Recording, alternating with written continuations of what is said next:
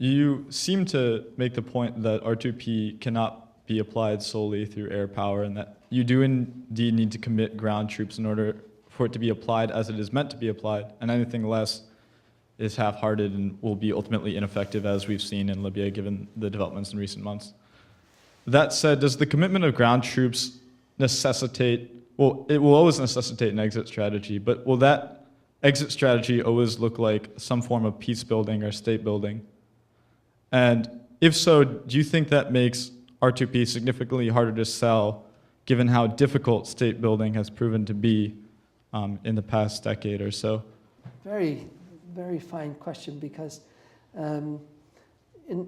it's interesting that the first tenet of R2P is prevention. And so we're not very up on that side of the house to start with. And the last one is the use of force, and there are 6 very significant criteria that have to be met in the use of force. And we believe that preventing the recruitment of child soldiers in many of these conflicts is part of R2P. We're linking it in to operationalizing R2P by saying, you go after those bad guys who want to recruit kids, because that's going to prevent something going catastrophic. Now, in regards to the use of the intervention forces and your exit strategy and the impact of, how to hand it over and when you have that sense of stability. I went in front of your Senate Committee on Human Rights and the Law when Darfur was in full swing. And I was asked by a senator, he said, "Oh, what should we Americans do about Darfur?"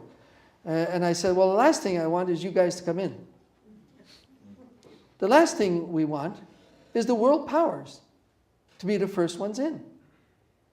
The last thing you want is what we can hold in reserve in extremists, maybe having to use overwhelming force if things go catastrophic, is to put them up in the front end, get a bloody nose, and potentially even pull out. Where are the middle powers that will not show that same sort of sense of invasion, of occupation, that maybe world powers who have history might project, and getting them to be the first ones in?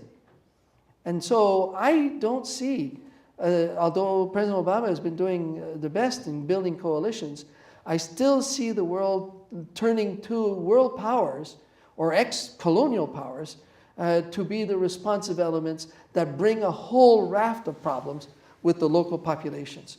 Oh, we know what they were like.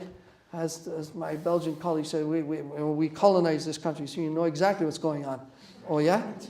So I firmly believe that the application of R2P, which includes the protection of civilians, which means troops on the ground so they don't have to fight. That's the aim of the exercise. And to do that, I firmly believe that middle powers, not just developing countries, as you've seen now, there's 110,000 peacekeepers.